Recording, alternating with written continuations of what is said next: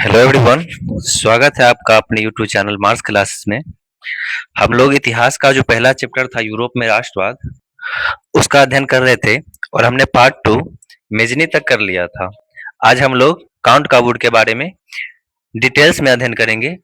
जो हमारा पैनल था, डिजिटल बोर्ड था, वहाँ पे कुछ एक यज्ञ वगैरह हो रहा है, जिसके कारण से वो क्लास पैनल पे रिकॉर्ड नहीं हो पा रही है। तो हम कोशिश कर रहे हैं टैब में ही रिकॉर्ड करने का। ये पहली क्लास होगी टैब में हमारी। तो चलिए शुरू करते हैं हम। आज का जो हमारा टॉपिक था वो था काउंट काबूड के बारे में पढ़ना। तो सबसे पहले हम देख लेते हैं कि काउंट काबूड किस प्रकार से एंट्री करता है इटली में और वो अपना योगदान देता है इटली के एकीकरण में। चलिए शुरू करते हैं हम। तो काउंट काबूड को जो प्रधानमंत्री बनाया था, आप लोग याद करेंगे, विक्टर एमेनुअल। क्या नाम था उसका? Victor Emmanuel. हालांकि हम एक बार पीछे और डिस्कस कर ले रहे हैं कि किस प्रकार से पीछे चला था, कार्यक्रम हो रहा था। एक क्रांति होती है 1830 की, उसके बाद होती है 1848 की। इसके बाद से इटली में जो सार्डिनिया और पिडमाउंट, जो किसके द्वारा बनाया गया था? मेटरनिक के द्वारा सॉरी हाँ, तो जो सार्डिनिया और पिडमाउंट था, मेटरनिक के द्वारा बनाया गया था।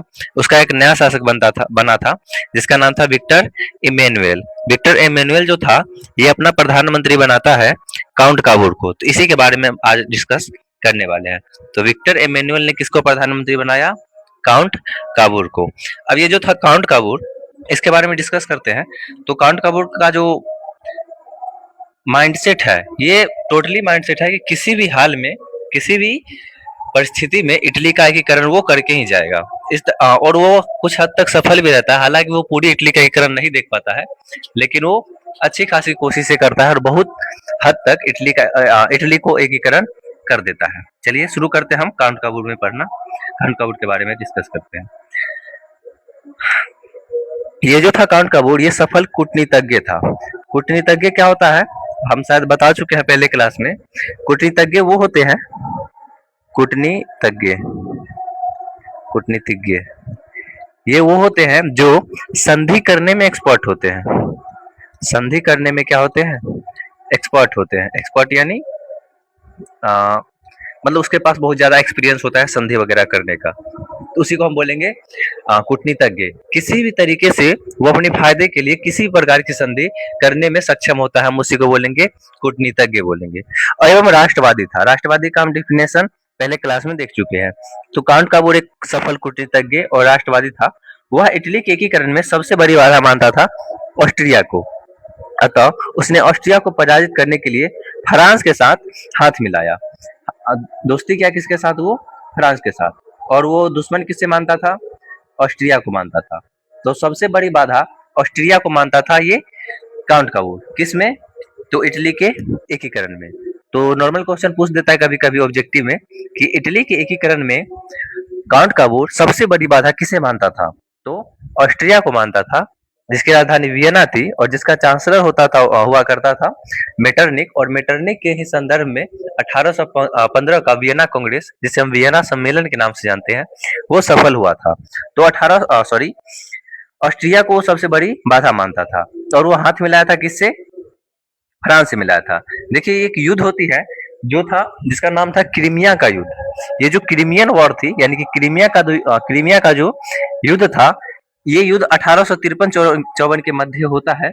और इस युद्ध में काउंट काबूड ने फ्रांस की ओर से युद्ध में सम्मिलित होने की घोषणा कर देता है, जबकि इसके लिए फ्रांस ने किसी प्रकार का आग्रह नहीं किया था।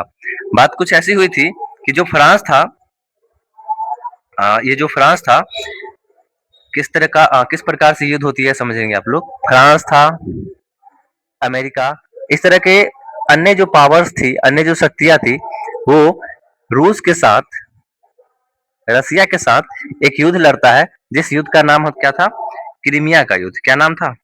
क्रीमिया का युद्ध। 1853 से हालांकि 56 तक चलता है, आगे हम पढ़ेंगे तो 56 आएगा। 56 तक ये युद्ध चलता है, जिस युद्ध में फ्रांस की ओर से कौन आ रहा था? काउंट काबूड आ रहा था। और ये काउंट काबूड बिना बुलाए आया था।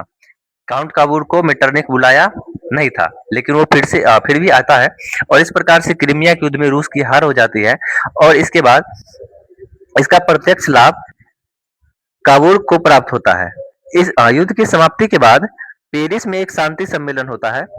फ्रांस और ऑस्ट्रिया के साथ पिडमाउंट को भी यहाँ पे बुलाया जाता है और हम अभी अभी देखे हैं कि पिडमाउंट का जो शासक था जिसका नाम था विक्टर एमेनुअल, और विक्टर एमेनुअल का जो प्रधानमंत्री था वो था काउंट काबूल। तो ये जो सम्मेलन हुआ था, इस सम्मेलन में किसे बुलाया जाएगा? काउंट काबूल को बुलाया जाएगा। अब देखिए, कोई भी बड़ा सम्मेलन होता है, कोई भी महान सम्मेलन होता है, तो उस सम्मेलन में अगर किसी छोटे व्यक्ति को या फिर किसी ऐसे व्यक्ति को जो प्रचलित नहीं होता है वो वहां पे जाता है, तो वो बेसिकली प्रचलित बहुत ज्यादा हो जाता है। जैसे आप लोग देखे होंगे कहीं पे क्रिकेट होता है और कहीं स्टेज शो वगैरह होता है बड़े बड़े एक्टर्स वगैरह का या फिर इन्फ्लुएंसर का, तो वहां पे जो लोग होते हैं, जो छोटे माइंडसेट के भी हम बोल सकते हैं, वो वहां पे जाने की कोशिश करते हैं। क्यों? क्योंकि वो चाहते हैं कि हमें भी क्या मिल जाए, थोड़े से फ्लोवर्स वगैरह मिल जाए। तो इस तरीके से जो उसका जो एक सम्मेलन हुआ था पेरिस में, उस पेरिस सम्मेलन में किसको बुलाया जाता है? तो ऑस्ट्रिया के साथ पिडमाउंट को भी बुलाया जाता है। इससे जो काउंट काबूल है, इसकी महत्ता यानी कि वैल्यू बढ़ जाती है। इस सम्मेलन में काबूल ने इटली में ऑस्ट्रिया का हस्तक्षेप को गैर कानूनी घोषित करता है। देखिए ऑस्ट्रिया अ, ये पहला है तो हम थोड़ा सा कंफ्यूज हो रहे हैं। हाँ ठीक है, ये पेज। तो ये जो था फ्रांस का जो सॉरी पेरिस में जो सम्मेलन हुआ था, इस पेरिस वाले सम्मेलन में किसको बुलाया जाता है? काउंट काबूल को बुलाया जाता है। और काउंट काबूल को बुलाने के बाद ये काउंट काबूल का जो वैल्यू है ये क्या हो जाती है? धीरे धीरे बढ़ने लगती है। और ये काउंट काबूल कहता क्या है कि जो भी ऑस्ट्रिया ने जिस भी भाग पे कब्जा किया है, इटली के जिस भी भाग पे कब्जा किया है, उस सारे भाग पे अवैध रूप से वो कब्जा किया है। और इस बात को सुन करके जितने भी उस सम्मेलन में बड़े बड़े उद्योगपति, बड़े बड़े शासक, बड़े बड़े जो लोग थे वो आए हुए थे, तो इस बात को सीरियस लेते हैं। और इस प्रकार से जो काउंट काबूल था, ये अपनी समस्या यानी कि इटली की समस्या को पूरे यूरोप की समस्या बना देती है। इस प्रकार से इटली की समस्या को काउंट काबूल ने अपनी कूटनीतिज्ञ के बल से संपूर्ण यूरोप की समस्या बना देती है। तो काउंट काबूल करता क्या है कि एक सम्मेलन होता था, सम्मेलन हुआ, कौन सा सम्मेलन? पेरिस में। कौन से युद्ध के बाद? आ, ये युद्ध था क्रीमिया का युद्ध। इसके बाद से उसे बुलाया जाता है उस सम्मेलन में और अपना जो बात है वो रखता है कि जो इस पे जो कब्जा करके बैठा है पिडमाउंट पे, ये क्या है? इलीगल है। इस तरीके से वो जो सम्मेलन है उसमें भाग लेता है और अपनी समस्या यानी कि इटली की समस्या को पूरे विश्व की समस्या बना देता है। इसके बाद वो क्या करता है? काबूल ने नेपोलियन थर्ड, अच्छा नेपोलियन थर्ड का जिक्र आया है तो आप लोग थोड़ा सा रिकॉल करेंगे, जो नेपोलियन प्रथम था उसी का भतीजा, नेपोलियन थर्ड का सॉरी नेपोलियन फर्स्ट का भतीजा और नेपोलियन फर्स्ट का उत्तराधिकारी, उत्तराधिकारी कौन बनता है? नेपोलियन थर्ड बनता है, जो फ्रांस का शासक हुआ करता था उस समय पे। तो फ्रांस के शासक नेपोलियन थर्ड से एक संधि करता है जिसके तहत फ्रांस ने ऑस्ट्रिया के खिलाफ पिडमाउंट को सैन्य शक्ति देने का वादा किया। यानी कि ऑस्ट्रिया से लड़ने के लिए पिडमाउंट को सैन्य शक्ति दिया किसने? नेपोलियन थर्ड ने। यानी कि फ्रांस ने उसे सैन्य शक्ति सैन्य शक्ति दिया। बदले में नीस और सेवाय नामक दो रियासत काउंट काबूल ने फ्रांस को देने के लिए स्वीकार कर लिया। तो किस प्रकार हुआ? सबसे पहले एक व्यक्ति आया जिसका नाम था काउंट काबूल, और इसने बहुत चालाकी से अपनी कूटनीतिज्ञ से क्या किया कि पूरे यूरोप की समस्या बना दी, इटली की समस्या को। इसके बाद उसने क्या किया? यहीं तक वो नहीं काम किया, इसके बाद भी वो बहुत सारे काम करता है। इसके बाद नेपोलियन थर्ड से मिला। नेपोलियन थर्ड कौन था? तो नेपोलियन फर्स्ट का भतीजा और उसका उत्तराधिकारी था। उत्तराधिकारी क्या होता है वो भी देख लेते हैं हम लोग। उत्तराधिकारी उसको बोलते हैं जो किसी के बाद किसी व्यक्ति के बाद, किसी शासक के बाद वहां की क्या संभालता है? गद्दी को संभालता है। इस तरीके से वो उसे क्या कर लेता है? एक संधि कर लेता है जिसके तहत ऑस्ट्रिया के खिलाफ पिडमाउंट को सैन्य समर्थक देने का वादा करता है। यानी कि ऑस्ट्रिया जब भी उस पर हमला करेगा पिडमाउंट पे, तो उसके बदले में उसे क्या देगा? वो नेपोलियन थर्ड सैन्य समर्थन यानी कि आर्मी देगा। बदले में क्या करता है वो, नीस और सिवाय इटली के 2 रियासतें काबुल ने फ्रांस को देने के लिए स्वीकार कर लिया। फ्रांस ने काबुल को यह आश्वासन दिलाया कि यह विश्वास दिलाया कि यदि उत्तर एवं मध्य इटली का रियासत जनमत संग्रह के आधार पर पिडमाउंट से मिलना चाहेंगे तो फ्रांस इसका विरोध नहीं करेगा। हम लोग समझेंगे जनमत संग्रह क्या होता है। जनमत संग्रह, देखिए जनमत संग्रह बेसिकली जनमत से ही आप लोग को थोड़ा सा रिकॉल हो पा रहा होगा, समझ आ रहा होगा कि क्या होता है। मत यानी वोट, मत मीन्स वोट, जन मीन्स पीपल। तो लोगों के द्वारा वोटिंग करके किसी चीज को लागू करना, उसी को हम लोग क्या बोलेंगे बुआ, सॉरी बुआ, जनमत संग्रह बोलेंगे। क्या बोलेंगे, जनमत संग्रह। तो जनमत संग्रह क्या होता है, वोट के थ्रू यानी कि मत के थ्रू, जनता के मत के थ्रू किसी भी रियासत को, किसी भी चीज को मनवाना या फिर उसमें लागू करवाना किसी रूल को, उसी को हम बोलेंगे जनमत संग्रह। जनमत संग्रह से याद आया, हम लोग हमारा जो भारत था इस समय जो आजाद हुआ था 1947 में, ये भारत हमारा 500 हमारा जो भारत था 562 रियासतों में बटा हुआ था। इस 562 रियासत को तो सरदार वल्लभ भाई पटेल, नाम क्या था व्यक्ति का, सरदार वल्लभ भाई पटेल, इन्हें किस नाम से जाना जाता है, लौह पुरुष के नाम से जाना जाता है। अच्छा आप लोग बनाएंगे, सॉरी बताएंगे कि आयरन लेडी यानी कि लौह महिला, लौह महिला किसे कहा जाता है। तो सरदार वल्लभ भाई पटेल जिन्हें लौह पुरुष के नाम से जाना जाता है, उन्होंने किया क्या कि ये जितने भी रियासतें थी 562 रियासतें, इन सभी को क्या किया, एकीकृत किए, इन सभी को एकीकृत कर करके, और इस तरीके से 31 अक्टूबर को हम लोग मनाते हैं एकता दिवस, एकता दिवस मनाते हैं। देखिए आप लोग ये मत सोचिएगा कि जो हमारे बुक में है क्वेश्चन वहीं से आएगा, ऐसा बिल्कुल भी नहीं है। और ऐसा एनसीईआरटी या फिर एससीईआरटी जो आपका बुक है, ये ऐसा नहीं कहता है कि हम आपके बुक से ही क्वेश्चन देंगे। वो करंट अफेयर का भी क्वेश्चन उठाता है, वो डे से भी क्वेश्चन उठाता है कि कौन सा दिवस किस दिन मनाया जाता है। तो जब भी आपको याद करने का मौका मिले डे को, जरूर से याद कीजिएगा। तो हमारा जो नेक्स्ट टर्म है ये 562 रियासतों को 62 रियासतों को 562 रियासतें को आपस में क्या कर देता है, एकीकृत। लेकिन जो 3 रियासतें थी ये भारी मतलब कि अच्छी रियासतें नहीं थी, ये थोड़े से उटपटांग रियासतें थी। इसमें से पहला था हमारा जम्मू कश्मीर, और दूसरा था जूनागढ़, जूनागढ़ राजस्थान के पास का है ये, और एक था हैदराबाद। तो ये 3 रियासतें थी, जम्मू कश्मीर, जूनागढ़ और हैदराबाद। ये जो थे सरदार वल्लभ भाई पटेल, ये अलग अलग तरीकों से एक नीति अपनाए, जिस नीति का नाम हम लोग देते हैं गाजर और छड़ी की नीति, गाजर और छड़ी की नीति। इस नीति का मतलब क्या होता है कि एक खरगोश होता है, तो वो खरगोश या तो प्यार से यानी कि गाजर खा के, खरगोश को बेसिकली गाजर पसंद होते हैं, तो खरगोश क्या करते हैं, गाजर खा के अपने मालिक के पास आ जाओ, या फिर छड़ी से उसे परेशान करके या फिर दबाव डाल के उसे अपने साथ लाया जाएगा। कहने का मतलब ये है कि या तो तुम गाजर खा के मेरे साथ मिल जाओ। ये सब किसको बोल रहे हैं, 562 रियासतें को बोल रहे। तो 562 तो मान गए, लेकिन 3 नहीं मान रहा था। तो इस प्रकार से टोटल जो रियासतें थी 565 हो जाती है। तो ये 565 रियासतों को 21 नीति के द्वारा उसमें मिलाते हैं, गाजर और छड़ी की नीति। कौन सी नीति, गाजर और छड़ी की नीति। तो जम्मू कश्मीर, जूनागढ़ और हैदराबाद ये सारे मिलने के लिए तैयार नहीं हो रहे थे। ये सब बोल रहे थे कि हम अपना अलग अलग देश बनाएंगे। कोई बोल रहा हम पाकिस्तान में मिल जाएंगे, ये हैदराबाद तो हद ही कर रहा है। ये बोल रहा है ऐसा, देखिए हैदराबाद किधर है हम बता दे रहे हैं थोड़ा सा। ये भारत का ऐसा कुछ मैप है, यहाँ पे केरल है, यहाँ पे तमिलनाडु है, इसी के जस्ट बीच में एक छोटा सा है हैदराबाद, जिसकी राजधानी है तेलंगाना। तो इस प्रकार से होता क्या है कि हैदराबाद बोलता है हम अपना एक अलग से देश बनाएंगे।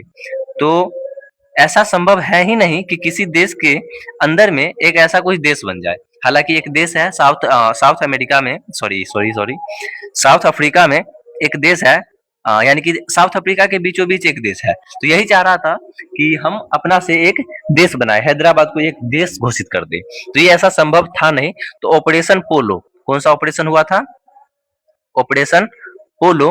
ऑपरेशन पोलो के थ्रू इस हैदराबाद को क्या करते हैं लोग, प्रशासनिक कार्यवाही करके यानी कि पुलिस के मदद से इसको मिलाते हैं। और ये दोनों जो था, ये जम्मू कश्मीर की कहानी बहुत ही इंटरेस्टिंग है, डिस्कस कर लेते हैं। देखिए हम लोग थोड़े से डीप में जाके पढ़ेंगे, कोशिश करेंगे सारी चीजों को डिटेल्स में समझना।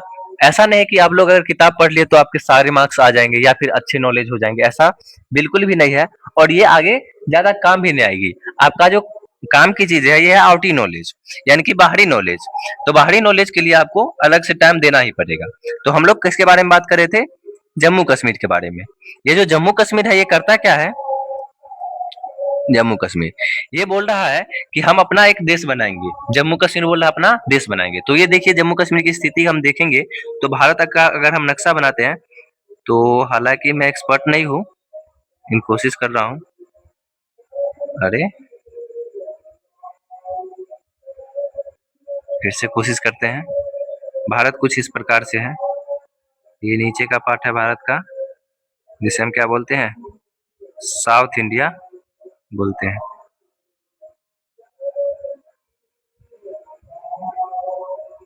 चलिए ऐसे आप समझते हैं, ये भारत से या इसी से समझते हैं। देखिए जो जम्मू कश्मीर है, ये वाला भाग, ये जो भाग है जम्मू कश्मीर, ये बोल रहा था कि हम किसके साथ मिलेंगे? अपना से अलग से एक देश बनाएंगे, स्वतंत्र एक देश बनाएंगे। ना हम भारत के साथ मिलेंगे ना पाकिस्तान के साथ मिलेंगे। लेकिन याद होगा आपको उस समय पे पाकिस्तान भी अलग हुआ था और पाकिस्तान भारत वाले से दुश्मनी वगैरह चाहते रहता था। तो करता क्या है, इस पे अटैक कर देता है, इस पे अटैक कर देता है, जिसके बाद से यहाँ का जो राजा है वो बहुत ज्यादा परेशान हो जाता है और आता है जवाहरलाल नेहरू के पास। जवाहरलाल नेहरू के पास आने के बाद ये इससे विलय पत्र पे साइन कर देता है। अब विलय पत्र क्या होता है? विलय पत्र पे क्या कर देता है? यहाँ का राजा साइन कर देता है, यानी कि जम्मू कश्मीर अब किसका भाग हो चुका है? भारत का भाग हो चुका है। विलय पत्र होता है क्या है कि सिंपल समझते हैं कि वो ऐसा पत्र जिसपे साइन करने से कोई भी क्षेत्र जिसपे साइन करने से कोई भी क्षेत्र उस जगह में मिल जाता है, उसी को क्या बोलेंगे हम लोग? विलय पत्र। तो विलय पत्र पे ये साइन कर देता है, जिसके पहले से ही यानी कि विलय पत्र साइन करने से पहले ही ये जो पाकिस्तान है ये कुछ भागों तक यहाँ पे कब्जा कर लेता है, यानी कि कश्मीर के कुछ भागों पे वो कब्जा कर लेते हैं, जिसको अभी हम लोग बोलते हैं पीओके। क्या बोलते हैं? PoK, Pakistan occupied Kashmir. तो पाकिस्तान ऑक्यूपाइड कश्मीर, जिसे हम पीओके बोलते हैं, वो इसी राजा की वजह से हुआ था, जो जम्मू कश्मीर का राजा था।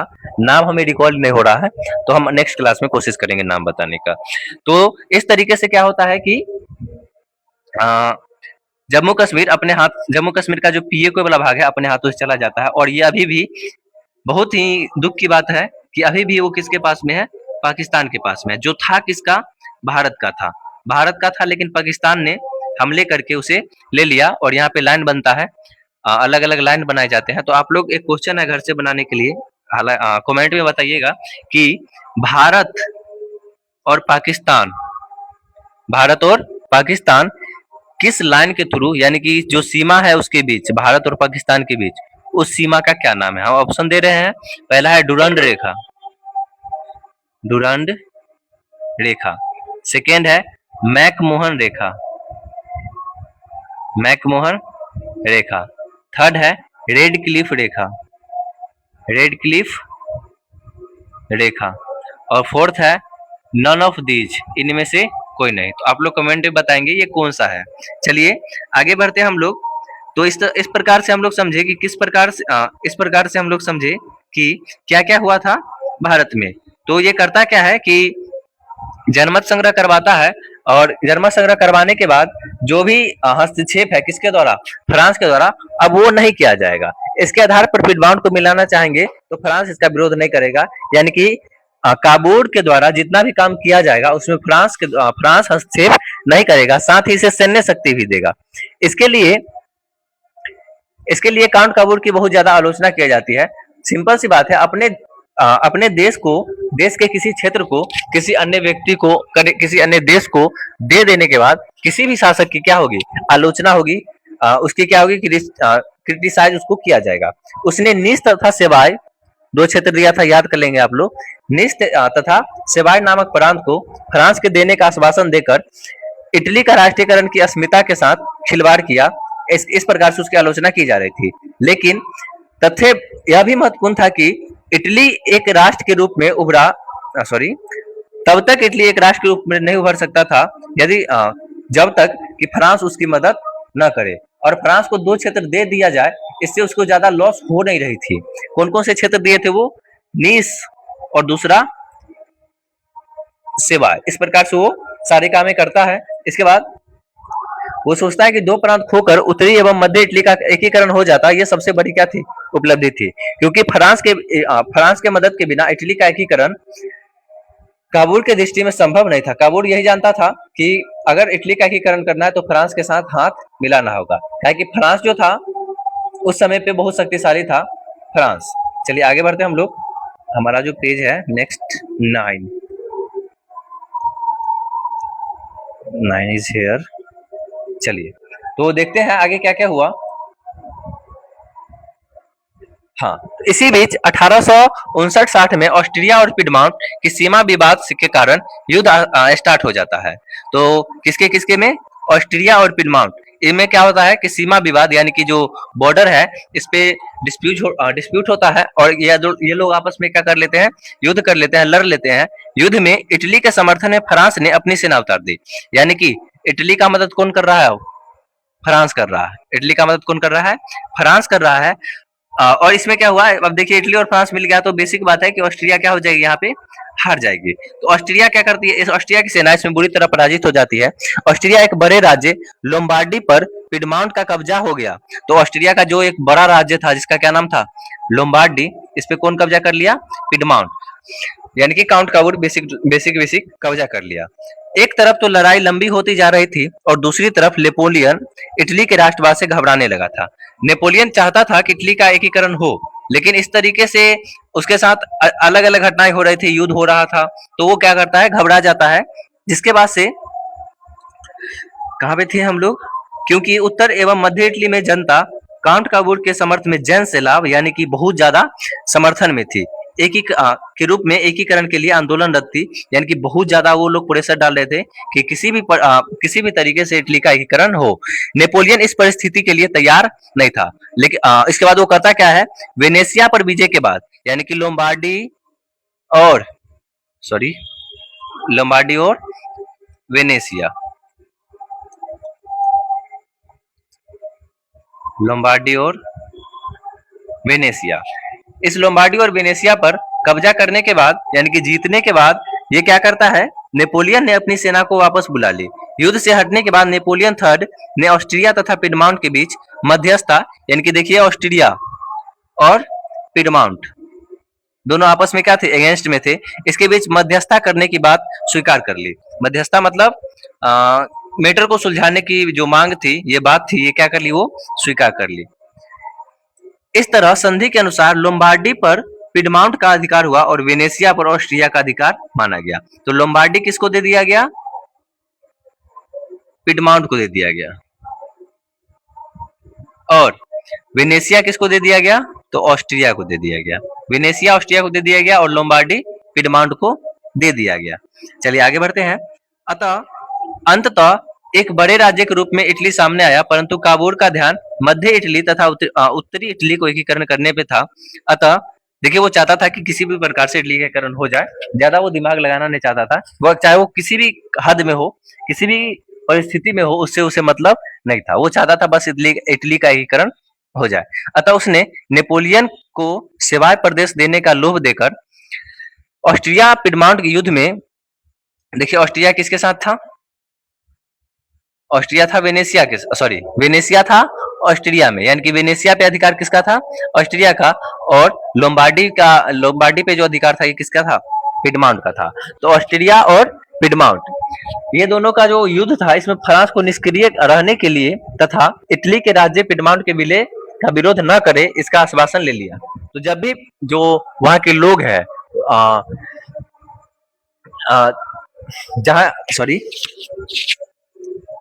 जो भी लोग हैं, अगर वो विलय होना चाहते हैं तो वो विलय होने के लिए जो फ्रांस है उसमें हस्तक्षेप नहीं करेंगे। इसके बाद क्या होता है? आश्वासन ले लिया। बदले में नेपोलियन ने यह शर्त रख दी कि जिन राज्यों का विलय होगा वहां जनमत संग्रह कराए जाएंगे। तो ये जो था फ्रांस, ये एक बात कह देता है कि अगर विलय करना है आपको तो विलय कीजिए, लेकिन किससे चीज होना चाहिए, जनमत संग्रह वहां पे होना चाहिए। क्या है कि वो बाद में रिस्क नहीं लेना चाहता था किसी अन्य देशों के द्वारा, किसी अन्य ऑर्गेनाइजेशन के द्वारा फ्रांस पे क्या उठे, सवाल उठे। इसलिए फ्रांस पहले ही अपना रास्ता साफ कर लेता है कि आप जनमत संग्रह करें, आप किसी भी चीज को विलय करें, लेकिन वहां पे क्या होनी चाहिए, सभी लोगों की मर्जी होनी चाहिए। अगर नहीं है मर्जी तो आप नहीं कर सकते हैं। चलिए आगे बढ़ते हैं। इस तरीके से फ्रांस जो है उसकी मदद करता है और इटली की। आगे बढ़ते हैं, कहाँ पे थे हम लोग। बदले में नेपोलियन यह शर्त रख देता है कि वहां क्या होना चाहिए, राज्य का विलय होगा, लेकिन जनमत संग्रह कराए जाएंगे।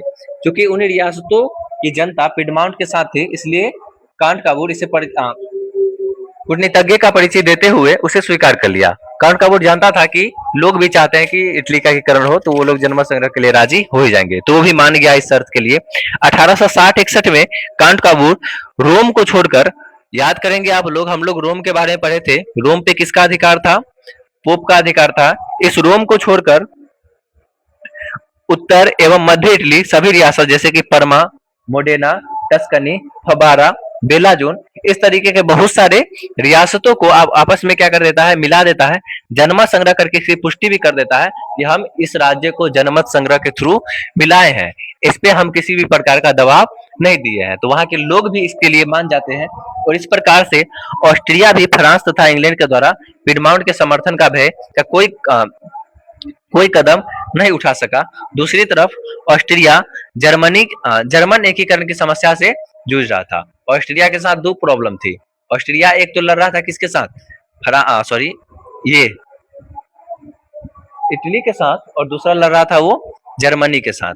तो ऑस्ट्रिया के साथ दो प्रॉब्लम थी कि ऑस्ट्रिया उसके साथ भी लड़ रहा था, इटली के साथ भी, और ऑस्ट्रेलिया उसके साथ, यानी कि इटली के साथ और जर्मनी दोनों के साथ वो लड़ रहा था। चलिए आगे बढ़ते हैं। 1862 तक दक्षिणी इटली तथा रोम तथा वेनेशिया को छोड़कर बाकी सभी रियासतों को आपस में क्या कर देता है, मिला देता है। इस प्रकार से गैरीबाल्डी का इस प्रकार से काउंट काबूर का काम क्या होता है, यहाँ पे खत्म होता है, और वो अपना जो काम है ये करके चला जाता है। और 1862 में वो इस तरीके से अपना काम करता है, और 1862 में दुर्भाग्यवश काउंट काबूर की क्या हो जाती है, मृत्यु हो जाती है, और इटली का पूरी एकीकरण नहीं देख पाता है। लेकिन विक्टर एमेनुएल अभी भी क्या है, जिंदा है। इस प्रकार से हम लोग इटली का एकीकरण पढ़े हैं। तो आज हम पढ़े हैं काउंट काबूर के बारे में। तो काउंट काबूर के बारे में एक क्वेश्चन लिखेंगे आप लोग घर से बनाने के लिए। देखिए आप लोग कितना भी क्लास कीजिए, लेकिन याद करने का कोशिश कीजिए कि क्या हम किस पिछले क्लास में पढ़े थे। पहला हम लिखेंगे कि मेजनी कौन था, मेजनी कौन था, ये घर से बनाने के लिए क्वेश्चन है। नेक्स्ट लिखेंगे कि काउंट काबूर के कार्यों की चर्चा करें। जितने भी बातें हैं सभी लिखने हैं, कार्यों की चर्चा करें। तो ये किस प्रकार से अपना काम करता है, इसका डिटेल्स में आप लोग लिख के लाना है। और चले तो इतना ही रखते हैं, और हम लोग मिलेंगे नेक्स्ट क्लास में। तब तक के लिए जय हिंद। हमारा जो पैनल था, डिजिटल बोर्ड था, वो बता ही चुके हैं कि उस पे कुछ यज्ञ वगैरह हो रहा है उसी स्टूडियो के बगल में। तो इस कारण बस जो हमारी क्लास है वो बोर्ड पैनल पे नहीं हो पा रही है, और आपको सभी सब्जेक्ट की वीडियो नहीं मिल पा रही है। तो असुविधा के लिए खेद है। बाकी आप लोग ऑलमोस्ट 6-7 दिन और वेट करेंगे, बाकी मिलते हैं नेक्स्ट क्लास में, और हम लोग पढ़ेंगे उसमें गैरीबाल्डी के बारे में। तो 2 क्वेश्चन कर लीजिएगा और रिवीजन करते रहिएगा। चलिए जय हिंद, धन्यवाद।